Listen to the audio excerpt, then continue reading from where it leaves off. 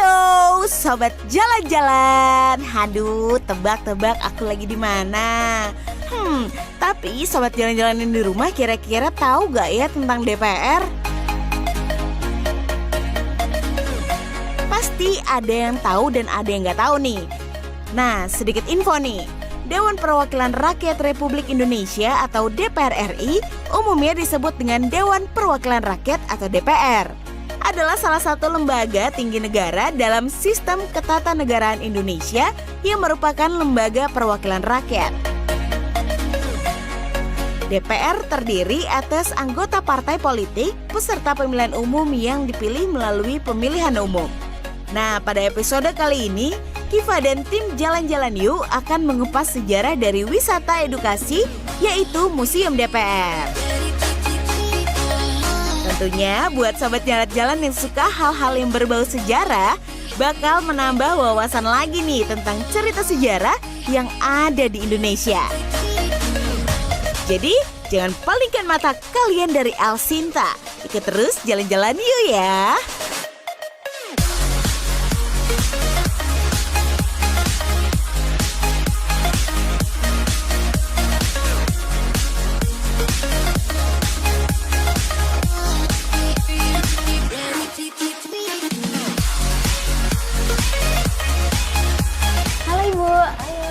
Ini Bu Endang ya?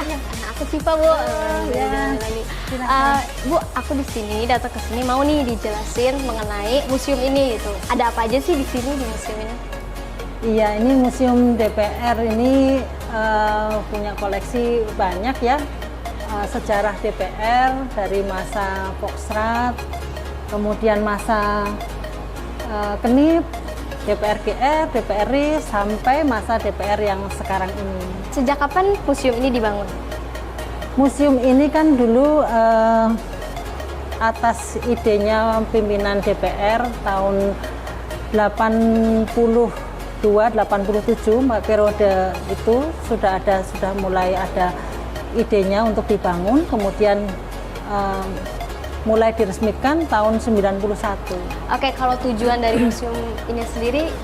Museum DPR ini kan memang selain untuk wisata, juga untuk edukasi, untuk memperkenalkan kepada masyarakat bagaimana Dewan itu sejarahnya seperti apa, sehingga masyarakat tidak hanya melihat citra DPR dari sisi buruknya, tetapi memang dari sejarahnya harus masyarakat harus tahu itu. Koleksinya memang tidak hanya sejarah dan foto-foto saja ya. Ini kan ada kita lihat sendiri, nanti bisa lihat Mbak, kita bisa sambil jalan ke sana. Ada koleksi mesin ketik yang digunakan pada waktu memutuskan kebijakan-kebijakan Dewan. Ada kursi-kursi yang zaman dulu juga sudah ada, masih kita simpan. Ada juga arsip-arsip hasil pembahasan pada zamannya. Nah, di sini juga ada gambar-gambar ini ya, DPR pada zaman ya, ini adalah koleksi pada masa Foxtrot, dan ini masa Kenip, DPR pada masa Kenip, masa DPR GR. Mbak Siva, nanti ada staf kami, ada pemandu museum yang kita tugaskan untuk memandu ke museum. Mbak Siva silahkan nanti dengan Ibu ada urusan ya? Iya. Terima kasih ya Bu ya. Sama-sama Mbak. Oke teman-teman, jangan kemana-mana, tetap di Jalan-Jalan Yuk.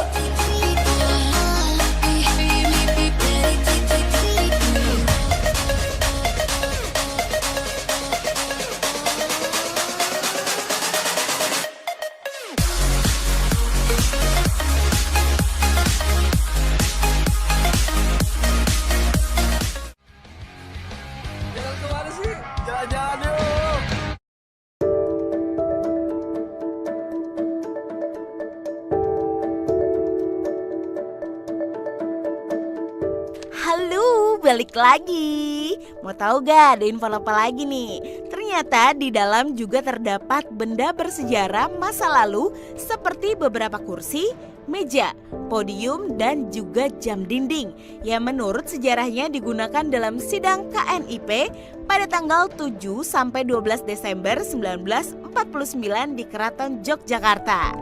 Sidang itu membicarakan hasil konferensi meja bundar yang menjadikan Indonesia sebagai negara Republik Indonesia Serikat. Turut juga dipajang di antara kursi-kursi itu sebuah mesin tik yang digunakan dalam sidang konstituante di Bandung. Meski tik itu jadul, mesin tik jadul itu digunakan oleh Sekretaris Sidang DPR periode 1956 sampai 1959. Halo Mas Bima. Ya, hai Mbak Kiva. Oke nih, Sobat Jalan-Jalan, Mas Bimanya udah datang. Mas Kiva mau dijelasin dong mengenai sejarah dari KNIP ini. Ya, KNIP atau Komite Nasional Indonesia Pusat itu adalah embrio dari sejarah DPR. Karena sebelum nama DPR, nama lembaga parlemen di Indonesia adalah Komite Nasional Indonesia Pusat. Dan KNIP ini bersidang pertama kali pada tanggal 29 Agustus tahun 1945 di Gedung Skobek yang sekarang menjadi Gedung Kesenian Jakarta. Nah, selama kurun waktu 5 tahun, KNIP itu bersidang sebanyak 7 kali. 7 kali. Dan berpindah dari satu kota ke kota lain karena menyesuaikan kondisi keamanan dari kota masing-masing. Karena saat itu terjadi agresi militer dari Belanda sebanyak 2 kali dan Belanda menguasai beberapa daerah di Indonesia. Nah, selama kurun waktu 5 tahun itu, KNIP ini menghasilkan yang namanya 133 rancangan undang-undang. Mengesahkan 133 undang-undang, padahal saat itu kondisi Indonesia sedang belum aman. Iya. Nah, ini jadi satu hal yang sangat positif dari kondisi keamanan yang tidak stabil, kita mampu untuk berparlemen, karena itu adalah satu simbol dari satu negara demokrasi, begitu. Nah, Mbak Kiva, setelah kita tadi masuk periode KNIP, sekarang kita masuk ke periode DPR RIS. Nah, disinilah kenapa kok namanya RIS? Karena pasca konferensi meja bundar, perjanjian isinya adalah Indonesia menjadi satu negara serikat. Nah, begitu, dan itu berpengaruh pada parlemen kita, bentuk kita. Oh iya. Jadi namanya seperti DPR RIS namanya akhirnya. Nah, DPR RIS ini terbagi jadi 2 kamar parlemen, yaitu DPR dan Senat.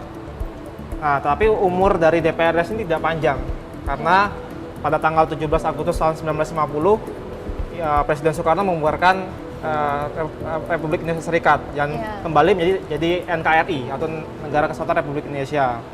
Nah, setelah dibubarkan DPR RIS, akhirnya kita masuk ke DPR sementara. Nah, kenapa kok sementara namanya? Karena Indonesia itu harus mengadakan pemilu untuk menghasilkan anggota parlemen yang baru. Nah, maka diberi nama sementara sebelum pemilu dia lakukan. Jadi kurun waktunya dari tahun 1950 sampai 1956 dan disinilah terjadi satu pergantian parlemen karena memang situasi politiknya sangat dinamis sekali. Dan akhirnya di tahun 1955 terjadilah pemilu pertama kita. Di tahun 1955 memilih 2 yaitu DPR dan anggota konstituante. Ada 173 anggota yang dipilih ya secara langsung oleh masyarakat Indonesia, dan pemilunya dilakukan sebanyak 2 kali. Yang pertama memilih anggota DPR di bulan Juli tahun 55, lalu di bulan Desember tahun 1955 memilih anggota konstituante. Oke, jadi DPR sendiri itu dibutuhkan ya pada saat itu, dan fungsinya itu apa sih sebenarnya? Ya, kalau kita lihat di era KNIP, fungsinya memang sebagai pembantu presiden. Tapi pasca petisi 7 Oktober tahun 1945, jadi satu lembaga parlemen. Karena dalam satu sistem negara demokrasi, parlemen itu sangat dibutuhkan untuk agar balance dengan dari pihak eksekutif, begitu. Dan untuk sekarang ya fungsi DPR ada 3 ya, ada fungsi pengawasan, legislasi, dan anggaran atau keuangan, begitu. Ini selanjutnya apa? Ya, ini adalah DPR hasil pemilu pertama. Oh iya. Jadi inilah untuk pertama kalinya anggota DPR dan konstituante dipilih secara langsung, karena sebelumnya dipilih langsung oleh presiden ya dan anggota eksekutif, begitu. Dan di sini umurnya juga tidak lama karena hanya bertahan 4 tahun dikarenakan saat itu kondisi politik kita yang masih tidak stabil dan gagal untuk menghasilkan undang-undang baru. Akhirnya Presiden Soekarno membuarkan DPR dan konstituante.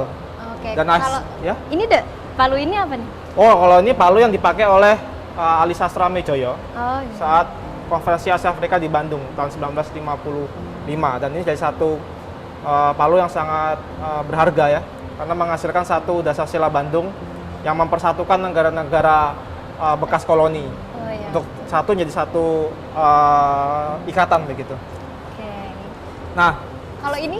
ya ini adalah pakaian yang dipakai oleh ketua dan wakil ketua MPRS. Oh, iya. Jadi dulu ketua dan wakil ketua itu menggunakan seragam yang sama, yaitu pakaian putih. Nah, disinilah akhirnya kita masuk ke era DPR gotong royong. Nah, DPR gotong royong, kenapa kok gotong royong? Karena inilah DPR yang memang sesuai dengan keinginan Soekarno tadi itu. Semua anggotanya memang dipilih oleh Soekarno sendiri, dan ketua serta wakil ketuanya dijadikan satu setingkat menteri. Nah, di sini bisa dilihat koleksinya, ini adalah kursi yang dipakai untuk anggota MPRS dan DPR gotong royong. Begitu. Pada dinding-dinding museum banyak banget nih ditampilkan foto-foto pimpinan DPR sementara era 1950 hingga 1956. DPR hasil pemilu ke-1 1955 hingga 1959 dan seterusnya hingga pimpinan DPR hasil pemilu 2014. Termasuk foto-foto kegiatan DPR dari masa ke masa yang juga dipajang sebagai poster dinding museum.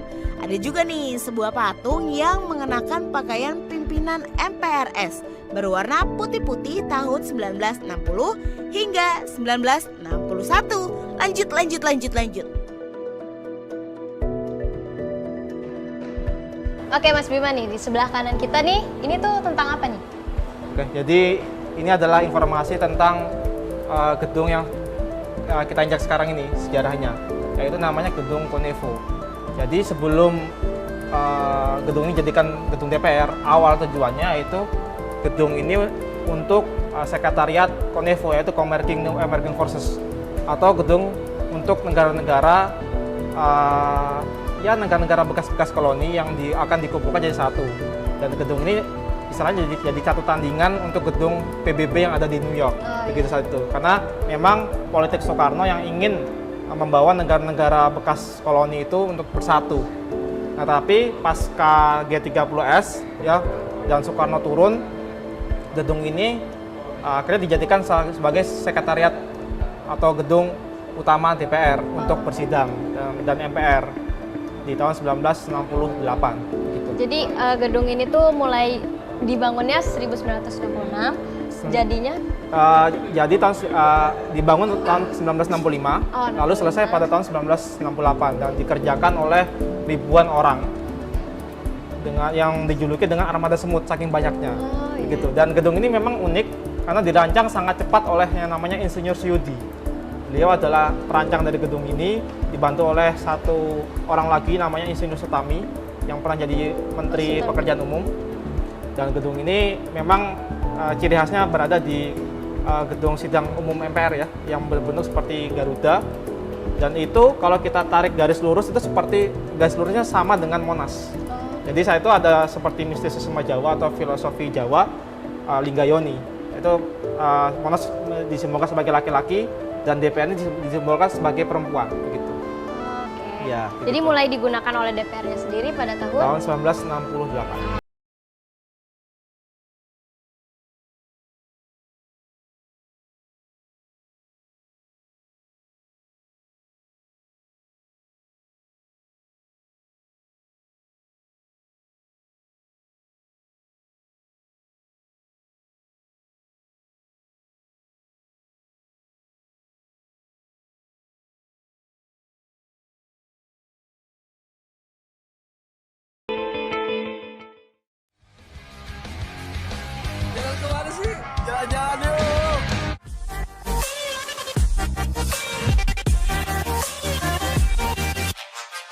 Hello, balik lagi nih.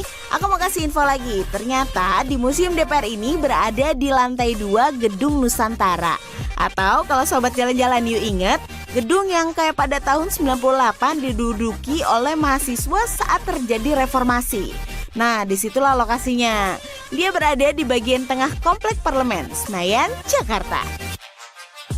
Selain memberikan informasi tentang perjalanan DPR, terdapat juga benda-benda yang turut dalam sejarah perjalanannya seperti keraf atau tempat air minum anggota MPRS tahun 1960 hingga 1965. Dan juga pesawat telepon yang digunakan pada sidang umum MPRS 1960 hingga 65 di Gedung Societe Concordia Bandung atau Gedung Merdeka. Jalan-jalan yuk! Jadi menyambung dari tadi, DPR gotong royong di era Soekarno. Nah, setelah pasca G30S, terjadi satu reformasi di struktur DPR, yaitu anggota dari Partai Komunis Indonesia atau PKI itu semua dikeluarkan, dan akhirnya digantilah anggota-anggota yang baru. Dan ini berlangsung pada tahun 1965 sampai tahun 1971, yaitu sebelum adanya pemilu di era Orde Baru, yaitu tahun 1971. Makanya dinamakan DPR Gotong Royong Masa Transisi. Nah, ini adalah koleksinya kursi pimpinan. Di sini ada kursi untuk presiden dan wakil presiden. Di sebelah kiri dan kanan adalah kursi untuk ketua dan wakil ketua DPR. Yang berisi 1 ketua dan 3 wakil ketua. Begitu. Oke Mas Bima, kalau sebelah sini tuh pada masa reformasi bisa diceritakan? Ya, jadi di tahun 98 itu terjadi satu pergantian struktur politik ya, kalau bisa dibilang. Yaitu dari masa Orde Baru ke masa reformasi. Jadi masa reformasi ini bukan hanya pergantian presiden saja dari Soeharto ke Habibie, tapi juga terjadi satu transisi politik, ya, di mana politik semakin terbuka dan demokratis. Dan ini dibuktikan, ya, salah satu hasil atau reformasi atau tujuan dari reformasi adalah pemilu tahun 99. Nah, ini dia pemilu pasca Orde Baru. Jadi partainya ada 48, tidak seperti di era Orde Baru yang hanya 3 partai, karena di situ pada masa Orde Baru terjadi pemfusian partai jadi 3 partai. Nah, disinilah hasil dari reformasi, bagaimana masyarakat mendapatkan satu hak politik yang luas, bukan hanya untuk memilih, tapi juga untuk menjadi peserta pemilu. Makanya jumlah partainya sampai 48 partai. Begitu. Banyak juga ya? Ya, banyak sekali. Kalau ini siapa ini? Oh, ini adalah Insinyur Akbar Tanjung. Dia adalah ketua DPR pasca Orde Baru. Jadi ketua DPR, bisa dikatakan ketua DPR di masa reformasi ini hasil dari pemilu tahun 99 begitu. Kalau yang ini rapatnya. Oh ya, ini adalah DPR hasil pemilu ke-9, 10, dan 11. Jadi di masa reformasi setelah pemilu 99 terjadi pemilu sebanyak sampai sekarang udah 4 kali berarti ya, tahun 2004, tahun 2009, 14, dan 19. Nah, disinilah bisa dilihat foto-foto atau dokumentasi dari kegiatan DPR, ya. Dan memang bisa dikatakan DPR semakin banyak sekali tugas dan tugas-tugasnya, ya, karena melihat kompleksitas politik dan juga dan permasalahan di berbagai bidang sangat banyak, dan DPR di sini berperan sebagai satu pihak legislatif yang mengawasi, membuat anggaran, dan juga membuat proses legislasinya begitu. Oke Bang, kalau DPR-nya sendiri nih, Ya. itu tuh ada berapa kursi sih yang harus diisi?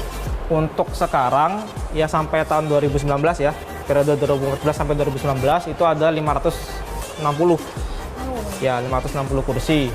Nah, di tahun 2019 ini karena terjadi penambahan dapil atau daerah pilihan menjadi 575 anggota. Nah, ini adalah tempat pencoblosan dan tempat pemungutan suara, ya. Karena ini adalah istilahnya awal dari anggota-anggota DPR ini bisa duduk di kursi DPR ya ini, karena dipilih langsung oleh rakyat secara luber-judil, ya.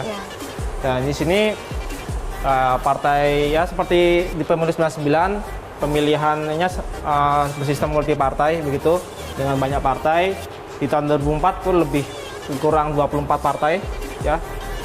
Namun di tahun 2009 bertambah lagi menjadi 44 partai. Jadi mendekati tahun pemilu 99, dan 2014 dikurangi lagi hanya menjadi 15 partai.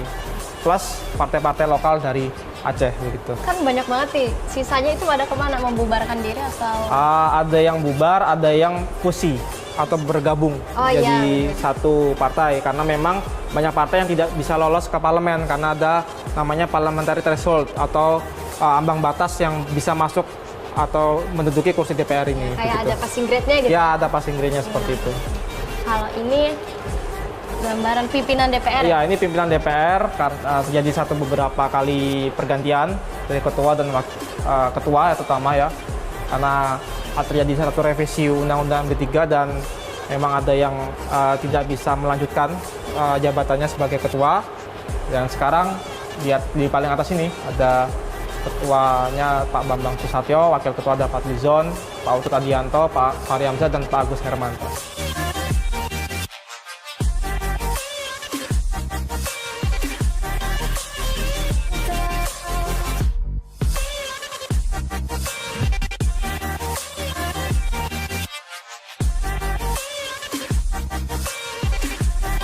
Makasih ya udah dijelasin perjalanan DPR sendiri dari awal, pertengahan sampai masa kini.